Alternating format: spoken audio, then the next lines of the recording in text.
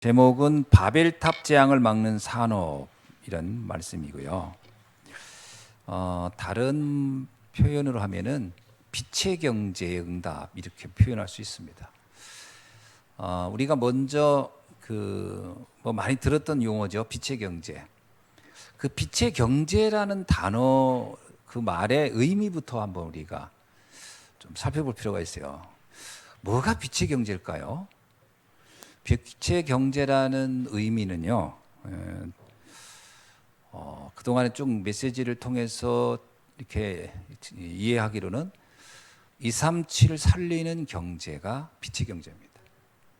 그러니까 우리가 하나님이 주시는 많은 경제적 축복이 아니고 그 경제가 어떤 경제였던지 237을 살리는 경제 응답을 받는 것을 빛의 경제다.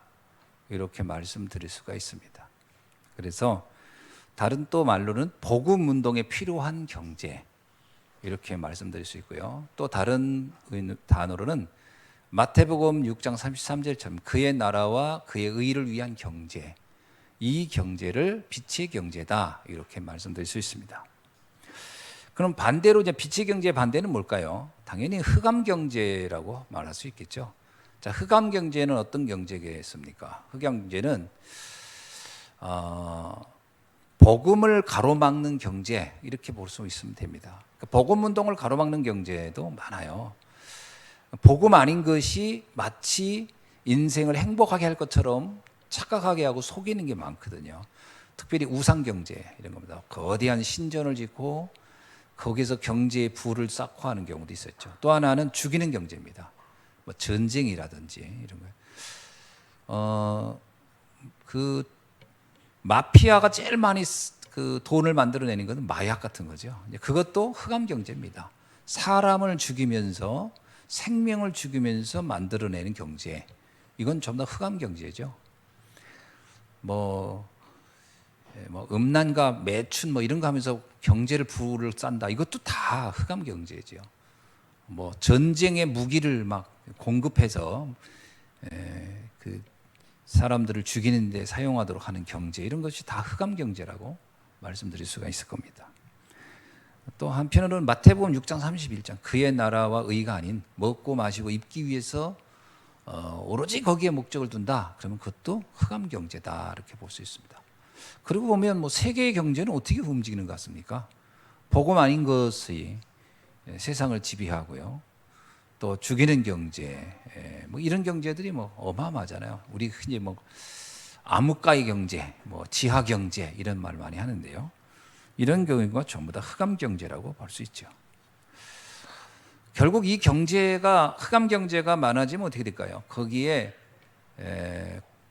매여 있는 수많은 사람들이 삶이 붕괴되겠죠.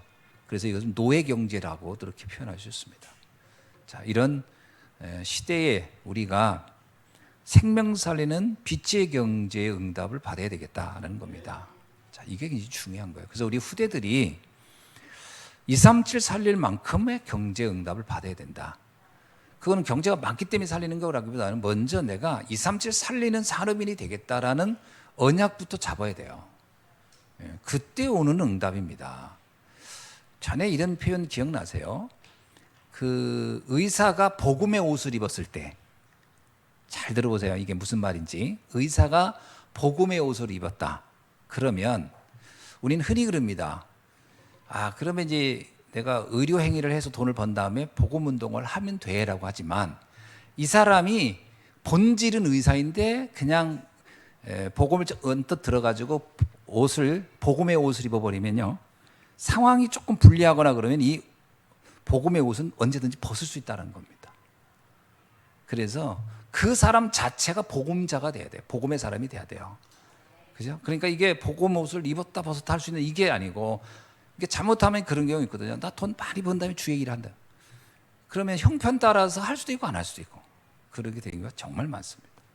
그게 아니라 그 사람 자체가 내가 어떤 형편에 처하든지 상관없이 난 전도자의 삶을 살겠다고 결론 낸 사람, 그에게 경제의 옷이 입혀져 가는 거죠. 그죠? 복음의 사람에게 오는 경제가 곧 복음을 위해 쓰임 받게 되는 것이다. 그래서 가장 중요한 건 그 사람의 내면에 언약이 어느 만큼 확실히 있느냐 이겁니다. 하나님도 거기에 따라서 경제의 축복을 주시는 거죠. 자, 그런 의미에서 우리가 그 경제를 가지고 뭘 한다? 바벨탑 재앙을 막는 산업이 돼야 된다. 그죠? 이건 뭐예요? 우상 신전 또 우상 경제를 막는, 흑암 경제를 막는 산업인, 이게 우리가 붙잡아야 할 언약인 줄로 믿습니다. 자, 그렇다면 이 시대를 한번 봐야 되겠죠. 이 시대는 우리가 이거는 관심이 있어야만 보여요. 뭐냐면 제1 바벨탑 운동, 제1 바벨탑 운동, 제3 바벨탑 운동이란 말은 이거는 복음 운동을 하는 관점에서 봐야 보입니다. 그렇지 않으면 잘 안 보여요. 제1 바벨탑 운동이 뭐예요? 제1 바벨탑 운동은 지금 본문에 나와 있는 이 바벨 사건이거든요. 바벨에다가 사람들이 그야말로 하나님과 동등한 능력을 갖고자 하는 그런 힘을 가지고 쌌던 그 운동입니다. 그런데 이 제1 바벨탑 운동은 사실은 실패했죠. 그런데 놀랍게도요, 이거는 무엇을 근거로 하냐면 인간의 능력을 전제로 한 겁니다. 이 바벨탑 운동을 만들어낼 때 기준이 뭐냐면 인간이 아주 탁월한 창조력과 능력을 가지고 한다라는 거거든요. 그러니까 인간이 노력해서 쌓을 수 있는 어떤 부라든가 성공이라든가 문화라는 것은 어마어마하거든요. 그런데 이게 첫 번째는 실패했다라는 거예요. 두 번째는 이 두 번째를 성공시키겠다는 단체가 나온 겁니다. 이게 뉴에이지예요. 뉴에이지 운동가들이 뭐라고 하냐면 하나님 없이 인간은 인간의 노력을 얼마든지 파라다이스를, 유토피아를 만들 수 있다. 이게 뉴에이지 운동가들의 주장하는 거거든요. 그래서 이들이 말하는 게 뭐냐? 우리는 제2의 바벨탑. 첫 번째 바벨탑은 실패했지만 두 번째 바벨탑은 성공할 수 있다. 그래서 우리는 이 산업혁명을 일으키려고 이걸 가지고 세계를 하나의 큰 거대한 조직으로 만들어서 성공할 수 있다. 이런 생각을 가지고 운동을 펼쳐왔다는 겁니다. 그래서 그들이 내세운 것이 뭐냐면 접신운동 같은 거예요. 이런 운동, 기운동, 명상운동, 이걸 통해서 만들어. 그 바벨탑 운동을 일으키는 단체들이 흔히 우리가 말하는 프리메이슨, 뉴에이지 이런 사람들이 다 거기에 해당. 3단체가 거의 그 일을 하고 있다. 이렇게 보면 됩니다. 여러분, 우리가 유대인 조직이라고 할 때도 이거 유대인들의 의미가요, 어떤 면에서는 신앙 조직인 것 같지만 아닙니다. 경제 조직이고요. 그리고 사회 조직이고 정치 조직입니다. 그래서 그 세 단체가 공공이라고 얘기하는 게 뭐죠? 한 체제, 세계를 하나의 정부로 일일 정부로 만들겠다라는 꿈을 가지고 있습니다. 하나의 정부. 굉장한 거죠. 하나의 정부가 되면은 싸우지 않을 거라는 거죠. 그러니까 이게 어찌 보면 굉장히 그럴듯한 파라다이스잖아요. 근데 인간이 그렇게 다 일사불란하게 하나. 예를 들면 공산주의 국가도 그 거대한 옛날에 소련을 중심으로 다 하나로 만들어 놓으면 행복할 줄 알았지만 안 그랬거든요. 결국 다 붕괴돼 버렸잖아요. 그게요, 실제와 사실은 다르다고 말이죠. 그죠?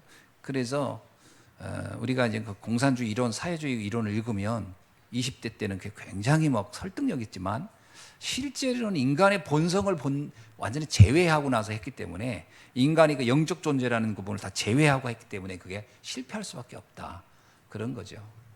자, 이런 운동입니다. 그리고 나서 다시 이들이 이제 제3 바벨탑 운동을 하겠다라는 거죠. 그것이 뭐냐면 4차 산업과 5차 산업을 가지고 한번 전 세계를 그렇게 만들어 보겠다라고 하는 거죠.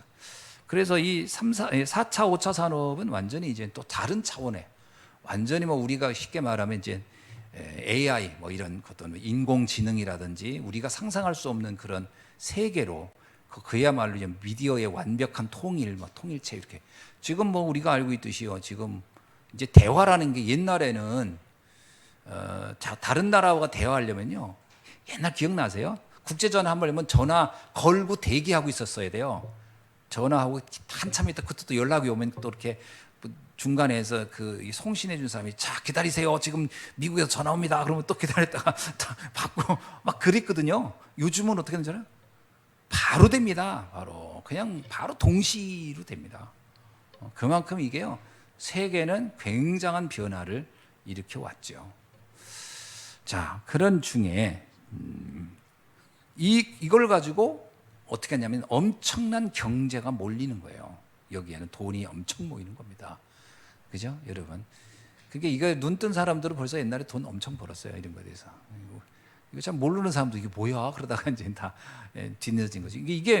이게 엄청난 그 4차, 5차 산업으로 이제 앞으로 이제 뭐 생명공학이라든가 거의 뭐 우리가 상상할 수 없는 분야들이 이제 앞으로 세계 경제를 움직일 텐데, 그 사람들이 그 많은 경제를 가지고 뭐 하겠다는 거냐?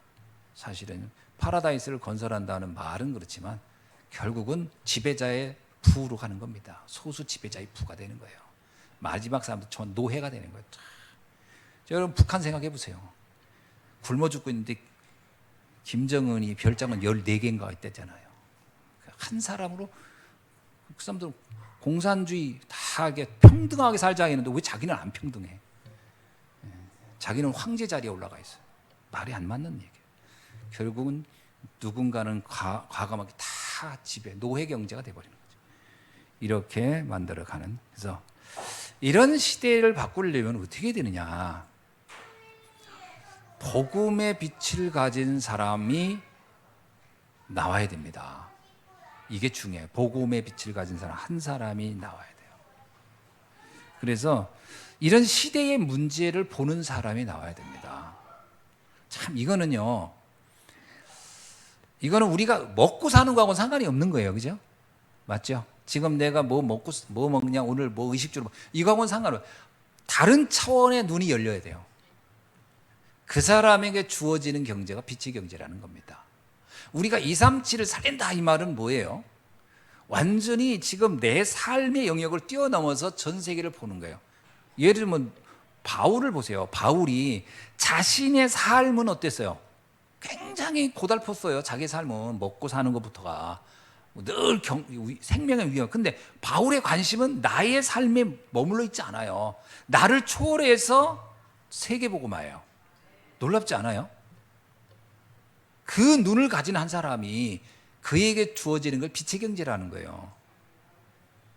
아, 나 돈 좀 벌면 그때 교회로 좀 일할게. 그게 빛의 경제가 아니라니까.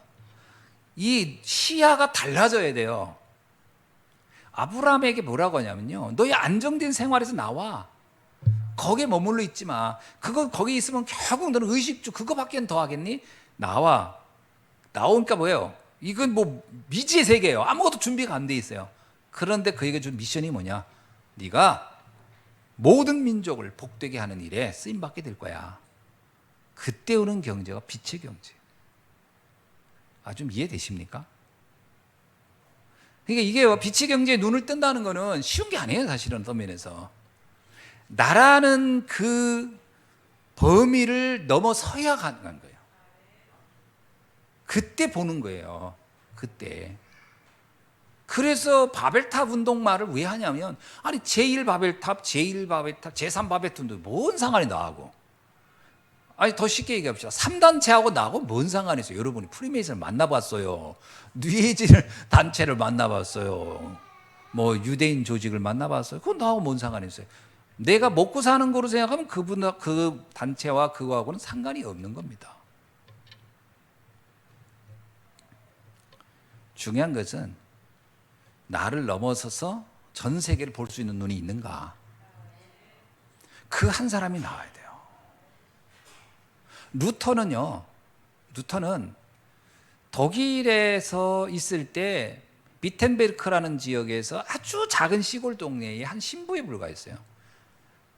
근데 이 루터는 어느 날 복음을 아는 순간 자기가 무슨 생각을 하냐면, 내가 여기서 그냥 나 하나 먹고 살다고 있으면 안 되겠다. 루터는요, 머리가 너무 좋아가지고 비텐베르크 대학교에서 최연소 정규 교수로 채용이 됐어요. 그래서 일단 먹고 사는 건 해결이 됐단 말이에요. 그 아버지는 이 루터가 법관이 되기를 원했는데 루터는 법관에는 관심이 없었고, 그 교수가 됐는데 어느 날 신부가 되겠다고 하니까 이 아버지가 화가 난 거예요. 아니 법관대를 누가 신부가 되냐 했더니 신부된 거예요. 루터가 사실은. 그게 뭐냐면 뭔가 의미 있는 삶을 살고 싶다. 그래가지고 간 게 신부가 된 거 아니에요. 그리고 열심히 살려고 사는데 안 돼. 어느 날 복음을 깨달은 거예요. 복음 깨닫고 나니까 루터가 무슨 생각인 줄 아세요? 내가 이걸 가만히 있으면 안 되겠다. 그래서 사실 루터의 95개 조항을 이렇게 비텐베르크 성당 문에 붙인 거는요, 사실은 이게 그렇게 큰 파장이 일어날지 몰랐다라고 할 만큼 붙인 거예요. 근데 그게 굉장히 충격이었죠. 왜냐하면 그때 모든 사람들의 그 고민과 갈등과 이거를 완전히 정면으로 도전한 문중어니까요. 이게 막 독일 전체에 확 번진 거잖아요. 그때 친구들이 제일 먼저 만류한 게 있어요. 너 이러다가 너 죽어. 하지 마. 너 이런 거 신경 쓰지 마. 너 그냥 교수로 있어. 그리고 넌 인정받고 있잖아. 유명한 신부로. 너는 나서지 마. 루터가 뭐랄까요? 잠깐 고민했다고 그래요. 잠깐. 그럴 수도 있겠다. 그런데 이렇게 생각한 거예요. 내가 침묵하면 더 많은 수많은 사람은 이 어둠 속에서 죽어간다. 난 침묵할 수 없다. 그게 루터의 선언입니다. 그게 빛의 경제를 보는 수 있는 사람의 자세예요. 그러니까 작센의 그 선제후가 완벽하게 루터의 경제 후원자가 된 거예요. 작센후 이 사람도 뭔가 이 세상은 잘못돼 있어. 지금 이 세상이 뭔가 잘못돼 있어. 근데 누가 나서서 말할 사람이 없는데 루터가 나서니까 작센후가 그 자기의 모든 재산을 이 루터의 후원자로 딱 나선 거예요. 그때 당시 그 어마어마한 많은 책들을 인쇄하고 할 때 돈이 다 어디서 왔어요? 작센후의 돈이에요, 전부 다. 충격적이게도 그때 당시 작센후라는 작센 지역의 공작입니다. 이 사람의 돈이 독일 황제의 돈보다 많았어요. 이 사람이 가진 부가. 왜? 이 사람도 왕족이었는데 자기가 물려받은 재산이 황제보다 많았다니까. 그걸 가지고 전부 다 루터를 돕는데 그게 빛의 경제가 오는 거예요. 이해되십니까? 빛의 경제가 뭔지. 돈 조금 벌어가지고 교회 일을 하겠지. 이런 것도 물론 나쁜 건 아닙니다. 그러나 성경이 말하는 빛의 경제라는 것은 눈이 달라져야 돼요. 그러니까 우리가 자녀들한테 야, 돈 좀 벌어서 교회 일을 해. 그 빛의 경제. 이거는 진짜 그건 뭐라고 하나. 그거 진짜 너무 이렇게 이렇게 뭐라고 해야 되나. 아니 산을 옮겨야 되는데 숲은 가지고 땅 파는 격이고 산을 옮겨야 되는데 거대한 토목공사를 해야 되는데 숲은 들고 가지고 땅 파면서 나 언젠가 이 산 팔래 이거하고 똑같은 이 정도 얘기가 아니라니까요. 보는 시야를 달라야 돼요. 빛의 경제가 뭔지. 그러니까 지금 내가 돈을 버냐 안 버냐 하는 것도 중요한 게 뭐죠? 뭘 보느냐가 더 중요한 거예요. 뭘 보느냐가 더 중요하다니까요. 자, 그러면 우리 렘넌트들이 무슨 생각하냐면 내가 앞으로 정말 이 3단체가 하는 이것에 대해서 도전장을 던지고 나도 뭔가 준비해야 되겠다. 이렇게 나가야 되는 거예요. 저 흑암 경제에 대해서 내가 아니라고 난 외치고 살리는 경제, 살리는 일에 내가 인생을 걸어야 되겠다라고 선언을 해야 되는 거예요. 여기서부터 빛의 경제가 시작이 되는 겁니다. 그러면 돈을 많이 벌고 안 벌고는 그건 사실 상관없어요. 그건 하나님이 하시고 역사할 거예요. 그러나 중요한 건 뭐냐면 그러한 생각이 중요한 거예요. 여러분 생각할 때 바울의 전도 운동에 협력했던 사람들이 다 부자는 아니잖아요. 그러나 브리스 아굴라 같은 사람도 설명은 어마어마한 재력가라고 하지만 사실은 그 엄청난 재력가기 때문에 빛의 경제를 했다는 게 아니라 전도 운동에 생을 걸었기 때문에 그에게 주어진 응답이 빛의 경제다. 이렇게 보는 게 맞는 거죠. 그래서 지금부터 우리가 준비할 게 뭐냐? 뭘 준비해야 되냐면요. 경제 준비가 아닙니다, 사실은. 지금부터 준비할 것은 정확한 언약 준비부터 하는 거예요. 창세기 12장 1절로 3절을 보면은 무슨 얘기가 나옵니까? 아브라함에게 먼저 떠나라는 것부터 시작하잖아요. 우리의 준비는 떠나는 것부터 하는 겁니다. 내 중심, 나 중심의 삶에 안주하는 그 틀에서 떠나는 것부터 시작되는 것이 빛의 경제 시작이에요. 그러니까 찾지 잘못하면요, 나 뭐 먹고 살까, 어떻게 살까. 쉽게 말하면 이제 마태복음 6장 31절 말씀 그대로예요. 무엇을 먹고 마시고 입을까. 여기에 그냥 초점 맞춰서 살려고 하면 빛의 경제하고 나는 상관이 없는 거예요. 그걸 무슨 경제라고 하는데요? 의식주 경제라고 하잖아요. 그건 빛의 경제가 아닙니다. 그냥 의식주 경제지. 그저 나 하나 먹고 사는 거, 나 하나 노후 대책을 해놓고 살겠다? 하나님은 그 경제에 관심 있지 않습니다. 그건 뭐 불신자들도 하는 건데요. 하나님의 관심 갖는 경제는 빛의 경제에 관심 있는 거예요. 어둠을 몰아내고 싶은 사람, 그 사람에게 하나님은 경제를 부어주신다. 그러니까 지금부터 우리가 뭐부터 준비하냐? 떠나는 것부터 준비해야 돼요. 뭐로부터 떠나느냐? 나 중심의 세계관, 나 중심의 인생관에서부터 떠나는 것부터 시작하라. 또 하나는 뭐죠? 창세기 13장 18절은요, 아브라함은 떠난다고 하고 떠났어요. 아브라함을 잘 보세요. 떠난다고 떠났는데 몸만 떠났지 마음이 안 떠났어. 이게 문제예요. 몸은 떠날 수 있어요. 쉽게 말하면 우리가 몸이 떠나고 마음이 안 떠난다는 건 뭐냐면, 말은 할 수 있어요. 제가 이제 주를 위해 하겠습니다. 주를 위해 사겠습니다. 복음을 위해 사겠습니다. 세계 복음을 위해 사겠습니다 했는데 정작 상황이 딱 되면 갈등하는 거야. 이거 돈 아까운데 이거 쓰면 이거 안 될 것 같은데. 그래가지고 계속 왔다 갔다 하는 거예요. 그 뭐 좀 헌금 좀 하려면 고민이 그렇게 많이 되는 거예요. 이게 고민이. 하여튼 헌금만 하려고 하면 그냥 마음이 하루도 10번 왔다 갔다 해야 되나 말아야 되나. 그게요, 아브라함이 갈대우로 떠난 이후에 계속 갈등한 거하고 다를 바 없는 겁니다. 제가 굉장히 어려울 때 헌금 좀 하려면 그거 부담되대. 옛날 복음도 모르지. 그런데 경제는 어렵지. 헌금은 해야 되겠지. 그러니까 진짜 말 그대로 여러분 이런 표현이 딱 맞아요. 쥐꼬리만하다는 거 봐. 막 몇십만 원 되지도 않는데 그것도 뭐 정기적이지도 않아. 어쩌다. 근데 그래서 헌금 띄고 나니까 진짜 이게 쌀 사다 먹을 정도도 안 돼. 그러면 헌금이 엄청 갈등되더라고. 그래가지고 그때 당시 내가 지금 우리 집사람한테 그랬어요. 헌금할 땐 내 없는 데서 하라고. 딱 집사람이 헌금 이렇게 뛰는 거 옆에서 보면 내가 가슴이 벌렁거리는 거야. 저걸 다 하고 나 우리 뭐 먹고 살지? 그래도 헌금을 본인이 알아서 해요. 그 내가 헌금이 그러니까 뭐 사례비가 요만큼이 들어도 저만큼이 들어도 무조건 집사람한테 당신이 알아서. 왜냐면 내가 갈등이 되는 거예요. 그걸 쳐다보고 있으면 목사가 갈등하면 안 되겠다 싶어가지고 그냥 그때는 신경을 안 썼거든요. 그러면 그게 뭐예요? 몸은 안 보고 있는데 마음은 계속 갈등하는 거예요. 이게 뭐 이래서 먹고 살만할까? 이래서 굶어 죽으면 어떡하지? 그게요, 끊임없는 아브라함이 갈대우를 떠난 이후에도 계속 그 조카 롯을 붙잡고 왔다 갔다 한 것 똑같은 거예요. 계속 마음속에서는 두 삶이 또 다른 내 속에 내가 막 계속 나와 싸우는 거예요. 어느 날 딱 보고 말고 나니까 내가 진짜 영적으로 말하면 거지였구나, 이 생각이 탁 들더라고. 내가 거지였구나.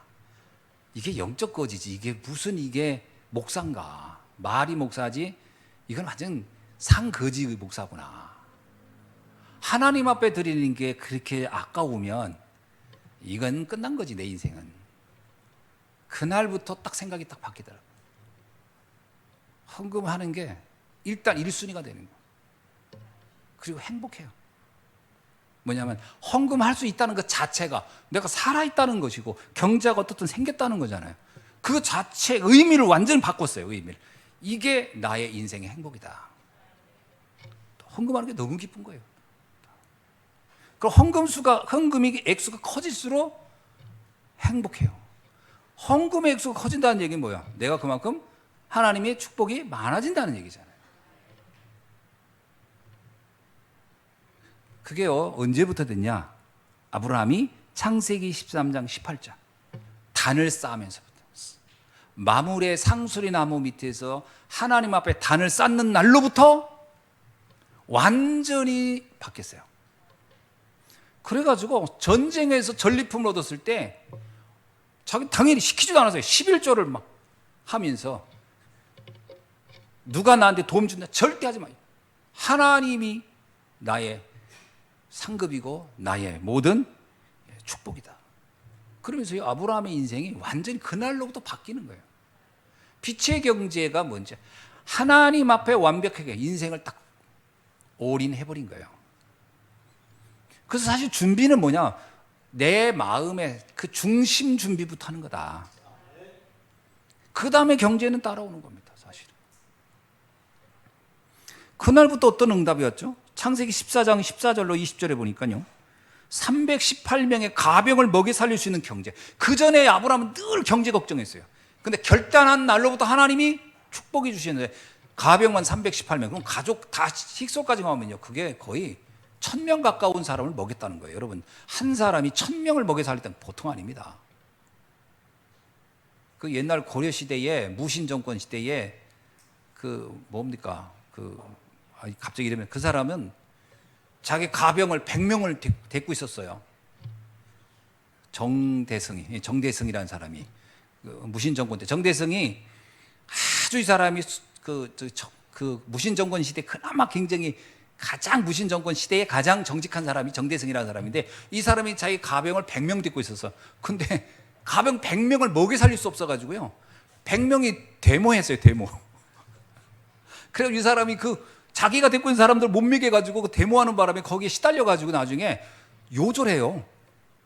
그래서 30 몇 살에 그냥 병 걸려서 죽어요. 이 사람이 엄청난 그 권력을 가졌었는데, 보세요. 그 100명 먹여 살리기도 쉽지 않은 거예요. 한 나라의 거의 재상 수준인데도. 그 100명 먹여 살리는 게 어렵다니까. 근데 아브라함은요, 1000명을 먹여 살렸어요. 굉장하죠. 빛의 경제가 하나님이 그때부터 주신. 왜냐? 아브라함의 그 경제를 어디다 썼죠? 237 살리는 곳에. 그죠? 그 지역에 있는 전쟁, 아브라함이 가 전쟁을 다 멈추게 만들어요. 전쟁.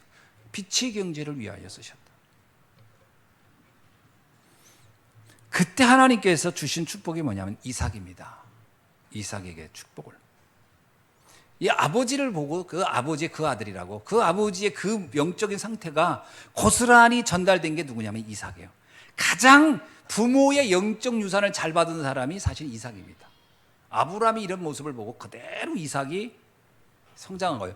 아버지가 나중에 이삭을요, 모리아산에 제물로 바치러 간다고 할 때도요, 아버지는 나이가 많았잖아요. 고령의 아이를 낳았잖아요. 그리고 이삭이 이미 청년이 됐어요. 그러면 그 아버지하고 이삭하고요, 이게 힘겨루기면 이게 경쟁이 안 돼요. 근데 그 나이 먹은 아버지가 아들을 데리고 모리아산 올라가지고 묶은 다음에 죽이겠다고 할 때요, 이삭이 반항을 안 합니다. 그냥 고스란히 가만히 그냥 이건 하나님의 뜻이라고 생각하고 받아들여. 그건 뭘 얘기하는 거죠? 이삭이 볼 때 아버지의 신앙을 믿은 거예요. 아버지의 믿음을 확신한 거예요. 그 아버지의 믿음이 그대로 유산으로. 그래서 우리가요, 자녀의 축복이 부모의 영적 색깔하고 굉장히 깊은 관련이 있습니다. 그래서 여러분이 결론 내세야 돼요. 여러분이 믿음의 색깔을 명확히 해야 돼요. 그래야 자녀가 흔들릴 것 같아도 안 흔들리고 응답 속에 옵니다. 근데 이 부모가 막 맨날 신앙에 왔다 갔다 해보세요. 자녀들도 계속 갈등합니다. 그 희한하게요. 그게 영적으로 이게 다 이게 DNA가 들어가요.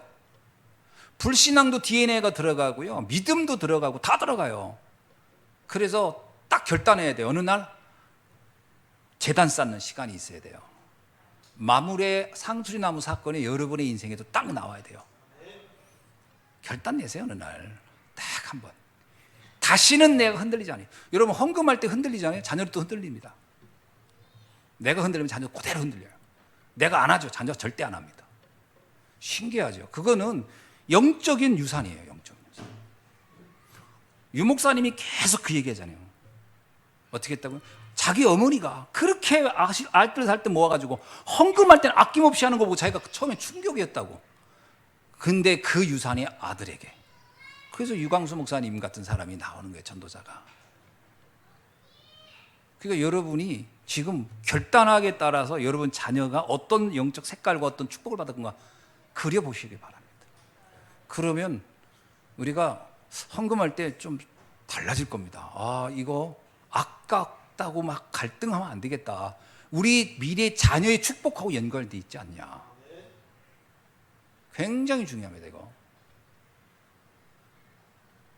성경에 분명히 말했잖아요. 그래서 우리가, 그러니까 이삭이, 어떤 사람이 그러더라고. 아들 낳는데 이름을 이삭으로 줘달라는 거예요. 왜 그랬더니 이삭은 큰 시련 없이 이렇게 막 그 백배의 축복, 근원의 축복, 르호봇의 축복을 받았기 때문에 근데서 본인이 아브람 같으냐고 그랬어요. 본인이 아브람 같아야 아들이 이삭 같은 자녀가 되는 거지. 아니, 나는 그냥 아브람처럼 결단 안 해놓고 자녀만 이삭같이 되기를 바란다. 아이, 세상에 그렇게 뿌리 없는 열매가 뚝 떨어지는 경우가 어디 있어요? 그 뿌리를 타고 열매가 열리는 거지. 그래서 우리가 결단해야 돼요. 그래서 이삭을 달라 하지 말고 내가 결단하면 이삭 같은 열매가 맺어진다고 보셔야 돼요. 굉장히 중요합니다, 이거.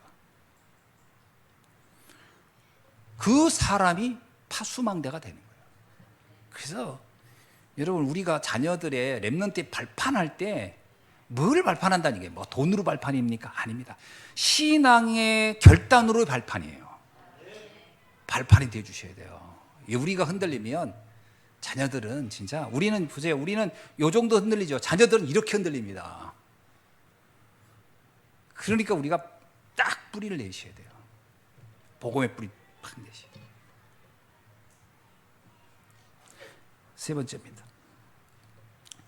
그러한 미래 시대의 바벨탑 재앙을 막는 산업인이 그때 나오는 거예요. 이 뿌리 위에 세워진 그 언약의 사람이 결국은 바벨탑 재앙을 막는 산업인의 응답을 받게 되는 겁니다. 우리는 어떤 면에서 뿌리를 내리고 걸음을 준다고 생각해야 돼요. 그래서 우리 후대에게 여러분이 마음껏 뛸 수 있는 그날을 생각해야 돼요. 그래서 앞으로 정말 치유를 통해서 세계복음화, 생명을 살리는 걸로 세계복음화, RUTC를 위한 세계복음화의 주역으로 우리 렘넌트들이 뛰어갈 수 있도록 우리가 그 발판을 만들어줘야 할 줄로 믿습니다. 자, 오늘 말씀을 맺습니다. 우리가 지금 오늘 받은 말씀을 가지고 24 집중하는 기도의 시간을 가졌으면 좋겠어요.